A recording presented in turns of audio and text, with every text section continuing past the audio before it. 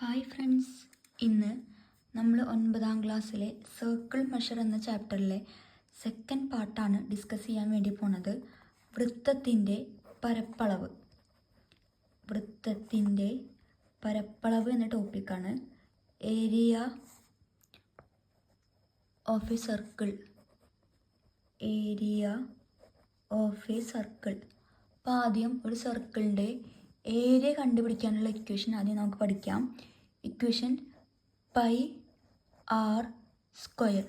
R എന്ന് പറഞ്ഞ എന്താണ്? റേഡിയസ്. ഇനി നമുക്ക് ആദ്യം ചെയ്ത് നോക്കാനുള്ളത് പേജ് നമ്പർ 162, 63, 64 ചോദ്യങ്ങളാണ് ചെയ്യുന്നത്. ആദ്യത്തെ ചോദ്യം ഞാനൊന്ന് നിങ്ങൾക്കായിട്ട് വായിക്കാം. ഒരു വൃത്തത്തിൻ്റെ കേന്ദ്രത്തിൽ നിന്ന്, അപ്പോൾ ഒന്നാമത്തെ ചോദ്യമാണ് ചെയ്യുന്നത്. ഇതാണ് ഒരു സർക്കിള് എന്ന് വിചാരിക്കുക. ആ വൃത്തത്തിൻ്റെ സെൻറ്ററാണ് ഇത്, കേന്ദ്രം. വൃത്തത്തിൻ്റെ കേന്ദ്രത്തിൽ നിന്നും 3 സെൻറ്റിമീറ്റർ അകലെയുള്ള ഞാണിൻ്റെ നീളം 4 സെൻറ്റിമീറ്റർ ആണ്. അതായത് ഒരു ഞാണുണ്ട്, ആ ഞാണിലേക്ക് 3 സെൻറ്റിമീറ്റർ അകലത്തിൽ ഒരു റേഡിയസ് മാർക്ക് ചെയ്തു. ഇത് എത്ര സെൻറ്റിമീറ്റർ ആണ്? 3. ഈ ഞാണിൻ്റെ നീളം 4 ആണ്. ടോട്ടൽ 4 ആണെങ്കിൽ ഇത് 2 സെൻറ്റിമീറ്റർ, ഇതും 2 സെൻറ്റിമീറ്റർ. വൃത്തത്തിൻ്റെ പരപ്പളവ് എത്രയാണ്? വൃത്തത്തിൻ്റെ പരപ്പളവ് കണ്ടുപിടിക്കാനാണ് നമ്മളോട് പറഞ്ഞിട്ടുള്ളത്. അപ്പോൾ ഈ സെൻറ്ററിന് ഞാൻ O എന്ന് കൊടുത്തു, ഞാണിന് ഈ B ഇവിടെ P എന്ന് കൊടുത്ത്. നമ്മൾ ആദ്യം എന്താക്കി? ഒരു റൈറ്റ് ട്രയാങ്കിൾ ആക്കി കൺസിഡർ ചെയ്ത്. ഇനി നമ്മൾ എന്ത് ചെയ്യുക? ഇതിലെ മട്ടത്രികോണാണ് OPB. അപ്പോൾ ട്രയാങ്കിൾ OPB കൺസിഡർ ചെയ്ത്. Triangle OPB. ഇതിൽ OB എന്ന് പറഞ്ഞാൽ എന്താണ്? റേഡിയസ്, അതായത് സർക്കിളിൻ്റെ റേഡിയസ്. റൈറ്റ് ട്രയാങ്കിൾ ആണെങ്കിൽ hypotenuse. OB equal to radius അഥവാ ആരം. അപ്പോൾ നമുക്ക് ഒരു റൈറ്റ് ട്രയാങ്കിളിൻ്റെ ബേസും ഓൾട്ടിറ്റ്യൂഡും അറിയാമെങ്കിൽ OB കണ്ടുപിടിക്കാൻ എന്താ ചെയ്യേണ്ടത്? രണ്ടിൻ്റെയും സ്ക്വയറുകൾ എടുക്കുക, ആഡ് ചെയ്തിട്ട്. അപ്പോൾ 2a² plus 3a² equal to root of 2ൻ്റെ സ്ക്വയർ 4 പ്ലസ് 3ൻ്റെ സ്ക്വയർ 9. 9ഉം 4ഉം ഈക്വൽ ടു റൂട്ട് 13 എന്ന് കിട്ടി. അപ്പോൾ നമുക്ക് റേഡിയസ് കിട്ടി. അപ്പോൾ നമ്മൾ ഇക്വേഷൻ എന്താ പഠിച്ചെടുക്കുന്നത്? സർക്കിളിൻ്റെ ഏരിയ കണ്ടുപിടിക്കാൻ പൈ ആർ സ്ക്വയർ. അപ്പോൾ ഇക്വേഷൻ എഴുതാം. ഏരിയ ഓഫ് എ സർക്കിൾ, വൃത്തത്തിൻ്റെ പരപ്പളവ് equal to pi r square. Pi r square ആണ് നമ്മൾ പഠിച്ചു. ഇനി ഇക്വേഷനിൽ എന്ത് ചെയ്താൽ മതി? സബ്സ്റ്റിറ്റ്യൂട്ട് ചെയ്യുക. പൈ ഇൻറ്റു റേഡിയസ് എത്രയാണ്? റൂട്ട് 13, അതിൻ്റെ സ്ക്വയർ ഈക്വൽ ടു റൂട്ട് 13 എന്ന് പറഞ്ഞാൽ 13 ഇൻറ്റു 13, അതായത് 13. അപ്പോൾ 13 പൈ സെൻറ്റിമീറ്റർ സ്ക്വയർ എന്ന് റേഡിയസ് കിട്ടും. അപ്പോൾ നമുക്ക് ഈ ചിത്രത്തിലെ സർക്കിളിൻ്റെ ഏരിയ അഥവാ പരപ്പളവ് 13 പൈ ആയിരിക്കും. ഇതാണ് ഒന്നാമത്തെ ചോദ്യം. ഇനി രണ്ടാമത്തെ ചോദ്യം ഞാൻ എന്ത് ചെയ്യാം? ആദ്യം ഒന്ന് വായിക്കാം. ചുവടെയുള്ള ചിത്രങ്ങളിൽ വൃത്തത്തിൻ്റെയും സമബഹുഭുജത്തിൻ്റെയും പരപ്പളവുകൾ തമ്മിലുള്ള വ്യത്യാസം 2 ദശാംശ സ്ഥാനങ്ങൾ വരെ കണക്കാക്കുക. ഇതാണ് രണ്ടാമത്തെ ചോദ്യം. അതിൽ നമുക്ക് 2 ഫിഗേഴ്സ് ചിത്രത്തിൽ തന്നിട്ടുണ്ട്. ഇനി രണ്ടാമത്തെ ചോദ്യത്തിൻ്റെ ഇംഗ്ലീഷ് മീഡിയം എന്ന് വായിക്കാം. In each of the picture below compute the difference between the area of the circle and the area of the regular polygon concept curved up to 2 decimal places. അതായത് ഇതാണ് ഒന്നാം ചിത്രം. ഈ ഒന്നാം ചിത്രത്തിൻ്റെ ഇതൊരു സ്ക്വയറാണ്. ചിത്രങ്ങളുടെ ടെക്സ്റ്റ് ബുക്കിൽ ഇതൊരു സ്ക്വയറാണ്. അതിൻ്റെ ഡയഗണലിൻ്റെ നീളം 4 സെൻറ്റിമീറ്റർ ആണെന്ന് ക്വസ്റ്റ്യനിൽ പറഞ്ഞിട്ടുണ്ട്. നമ്മൾ ആദ്യം ഇതിൻ്റെ ഏരിയ കണ്ടുപിടിക്കുക. രണ്ടാമത്തെ ഫിഗറിൻ്റെയും ഏരിയ കണ്ടുപിടിച്ചതിന് ശേഷം ഡിഫറൻസ് കാണാനാണ് ആദ്യം പറഞ്ഞിരിക്കുന്നത്. അപ്പോൾ നമുക്ക് സ്ക്വയറിൻ്റെ പ്രത്യേകത എന്താ? എല്ലാ സൈഡും ഈക്വൽ ആയിരിക്കും. അപ്പോൾ ഞാൻ എല്ലാ സൈഡും A എന്ന് എടുത്ത് നമ്മൾ ആദ്യം എഴുതാം. Side of a square. Side of a square. സമചതുരത്തിൻ്റെ ഒരു വശം. സമചതുരത്തിൻ്റെ ഒരു വശം ഈക്വൽ ടു എ എടുക്കുകയാണ്. അപ്പോൾ നമുക്ക് ഈ ഡയഗണല്, ഇതാണ് ഡയഗണല്, ഇത് റൈറ്റ് ട്രയാങ്കിൾ ആവുമ്പോൾ ഈ രണ്ട് സൈഡുകളുടെയും സ്ക്വയറുകൾ തമ്മിൽ കൂട്ടിയ ഇത് കിട്ടും എന്നാണ് അർത്ഥം. അതായത് എ സ്ക്വയറും അല്ലേ, പൈതഗോറസ് തിയറപ്രകാരം ഈക്വൽ ടു 4 സ്ക്വയർ. പാദം സ്ക്വയർ പ്ലസ് ലംബം സ്ക്വയർ ഈക്വൽ ടു കർണം സ്ക്വയർ. അപ്പോൾ a square plus a square equal to 4 square. ഒരു എ സ്ക്വയർ കൂട്ടിക്കഴിഞ്ഞാൽ 2a square equal to 16. A square equal to 16/2 equal to 8. A equal to √8. നമുക്ക് കിട്ടി side വശം എത്രയാണ്? √8 ആണ്. ഇനി നമുക്ക് സ്ക്വയറിൻ്റെ ഏരിയ കാണാം. Area of a square. Area of a square. സമചതുരത്തിൻ്റെ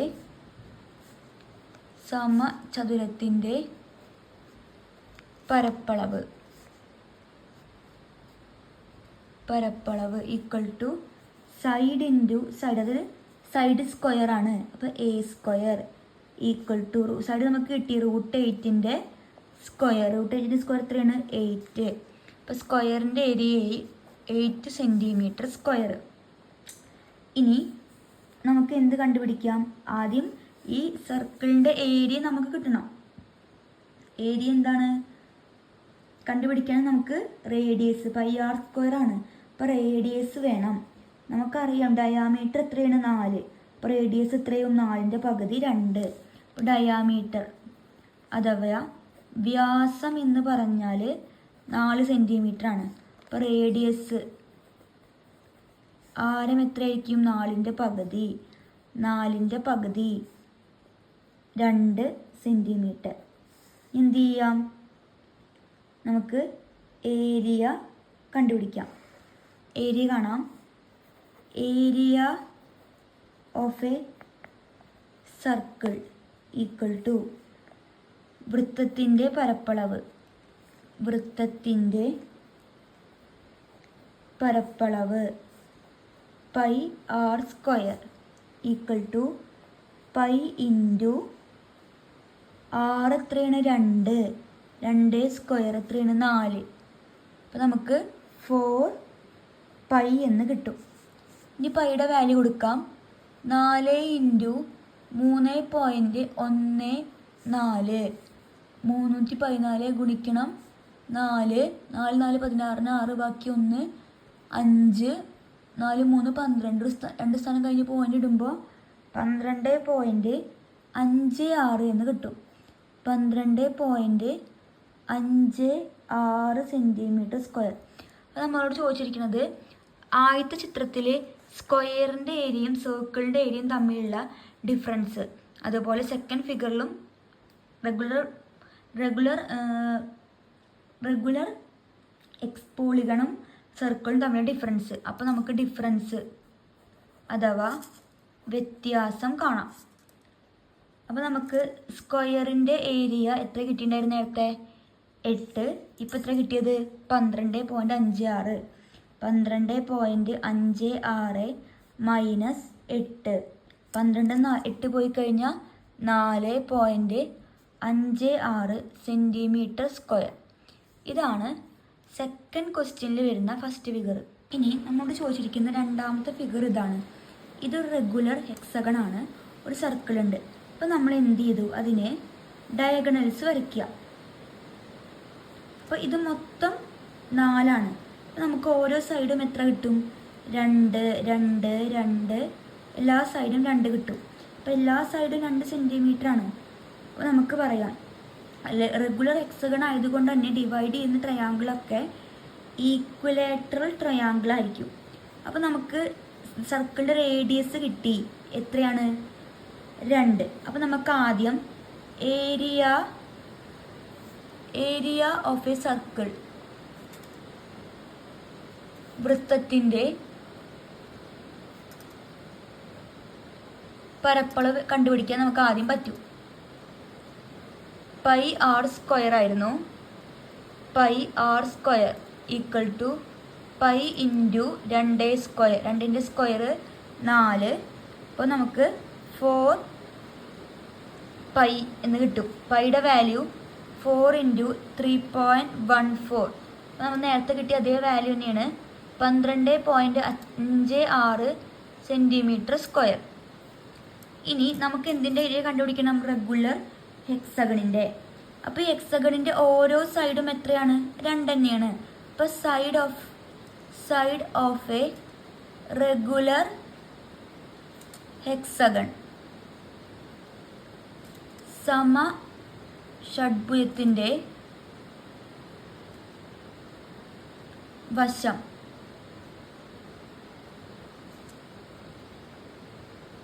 രണ്ട് സെൻറ്റിമീറ്റർ എന്ന് കിട്ടി. ഇനി നമുക്ക് എന്ത് ചെയ്യണം? റെഗുലർ ഹെക്സഗണിൻ്റെ ഏരിയ കാണണം. Area of A regular hexagon സമ ഷഡ്ഭുജത്തിൻ്റെ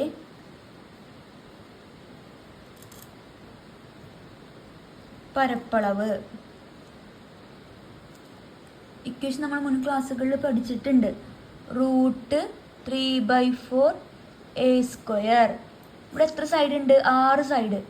6 ഇൻറ്റു √3/4 ഇൻറ്റു 2 സ്ക്വയർ. ഇനി 2 സ്ക്വയർ എത്രയാണ്? 4. അപ്പോൾ ഈ 4ഉം ക്യാൻസലായി. Equal to 6√3. √3യുടെ വാല്യൂ 6 ഇൻറ്റു 1.73. നമ്മൾ ഗുണിച്ച് കഴിഞ്ഞാൽ ഇത്രയും കിട്ടുക 10.38 സെൻറ്റിമീറ്റർ സ്ക്വയർ എന്ന് കിട്ടി. അപ്പോൾ രണ്ടിൻ്റെയും ഏരിയ കിട്ടി. നമുക്ക് എന്ത് കാണാം? ഡിഫറൻസ് അഥവാ വ്യത്യാസം. രണ്ട് റെഗുലർ ഹെക്സഗണിൻ്റെയും സർക്കിളും തമ്മിലുള്ളതിൻ്റെ ഡിഫറൻസ് കാണാം. അപ്പോൾ സർക്കിളിൻ്റെ 12.56 മൈനസ് 10.38. അപ്പോൾ കുറച്ച് കഴിഞ്ഞ് നമുക്ക് ഉത്തരം 2.18 സെൻറ്റിമീറ്റർ സ്ക്വയർ എന്ന് കിട്ടും. ഇതാണ് സെക്കൻഡ് ചോദ്യത്തിൽ വരുന്ന 2 ഫിഗേഴ്സിൻ്റെ ആൻസേഴ്സ്. ഇനി നമുക്ക് തേർഡ് ക്വസ്റ്റ്യൻ ഒന്ന് വായിക്കാം. In the picture below circle are drawn through the vertices of a square and A rectangle. Calculate the area of the circle. ഈ മൂന്നാമത്തെ ചോദ്യത്തിൽ എന്താണ് പറയുന്നത്? താഴത്തെ 2 ഫിഗേഴ്സ് തന്നിട്ടുണ്ട്. സ്ക്വയറും ഒന്ന് റെക്ടാങ്കിളും. സ്ക്വയറിൻ്റെ 4 വേർട്ടീസസും തമ്മിൽ കൂട്ടിമുട്ടുന്ന ഒരു സർക്കിളും റെക്ടാങ്കിളിൻ്റെ 4 വേർട്ടീസസും തമ്മിൽ കൂട്ടിമുട്ടുന്ന ഒരു സർക്കിളും വരച്ചിട്ടുണ്ട്. 2 സർക്കിളിൻ്റെയും എന്ത് കണ്ടുപിടിക്കണം? ഏരിയ കണ്ടുപിടിക്കണം. അപ്പോൾ ഇതൊരു സ്ക്വയറാണ്. അപ്പം എല്ലാ വശങ്ങളും എത്രയാണ്? 3 സെൻറ്റിമീറ്റർ. ഞാൻ പേര് കൊടുക്കുകയാണ്. ABCD. അതിനൊരു ഡയഗണലും വരച്ചു. ഇനി നമുക്ക് സർക്കിളിൻ്റെ ഏരിയ കണ്ടുപിടിക്കണം. അപ്പോൾ ആദ്യം ഡയാമീറ്റർ എന്ത് ചെയ്യുക? കണ്ടുപിടിക്കുക. ഡയാമീറ്റർ അഥവാ വ്യാസം ഏതാണ്? AC ഈക്വൽ ടു എങ്ങനെയാണ്? പാദം സ്ക്വയർ പ്ലസ് ലംബം square equal to 3 square plus 3 square സമം 3ൻ്റെ സ്ക്വയർ 9. 3ൻ്റെ സ്ക്വയർ 9 √18 എന്ന് കിട്ടി. ഇനി ഡയാമീറ്റർ കിട്ടിക്കഴിഞ്ഞാൽ നമുക്ക് എന്ത് കിട്ടും? റേഡിയസ് അഥവാ ആരം, സ്മോൾ ലെറ്റർ R. ഇങ്ങനെ കണ്ടുപിടിക്കുക. ഡയാമീറ്ററിൻ്റെ പകുതിയാണ് റേഡിയസ്.